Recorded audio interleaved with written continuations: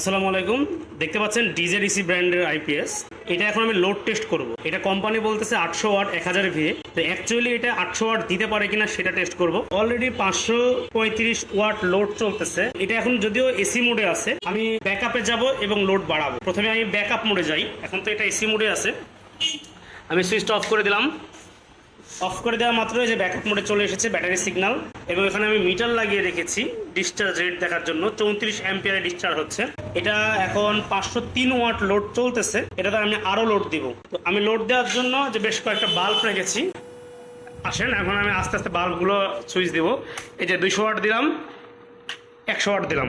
চলুন দেখবো কত ওয়াট লোড নিচ্ছে। এটাতে দেখতে পাচ্ছেন 231 ভোল্ট এখনো আছে, 50 হার্জ চলতেছে। এখন লোডটা দেখার বিষয় যে আসলে কত ওয়াট লোড দেখাচ্ছে। এখানে 814 ওয়াট পর্যন্ত লোড নিচ্ছে। একটু খেয়াল করেন ভালোভাবে, 814 ওয়াট পর্যন্ত লোড নিচ্ছে।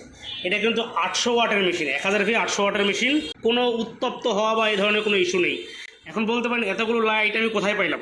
এই যে মাল্টিপ্লাগ দেখতেছেন, এই মাল্টিপ্লাগ দিয়ে আমি এখান থেকে আমার পেছনে বাসা আছে, বাসাতে চলতেছে, প্লাস অফিসে পুরো লোড দিয়েছি। এটা চলতেছে 165 অ্যাম্পিয়ার ব্যাটারি দিয়ে। এটা চেক করতেছি ডেলিভারি হবে ডেলিভারির আগে। যেহেতু টেস্ট করা শেষ, এটা এখন আমরা অফ করে দিব বা এসি মোডে নিয়ে আসবো। তো আমি এসির জন্য লাইনটা দিয়ে দিই।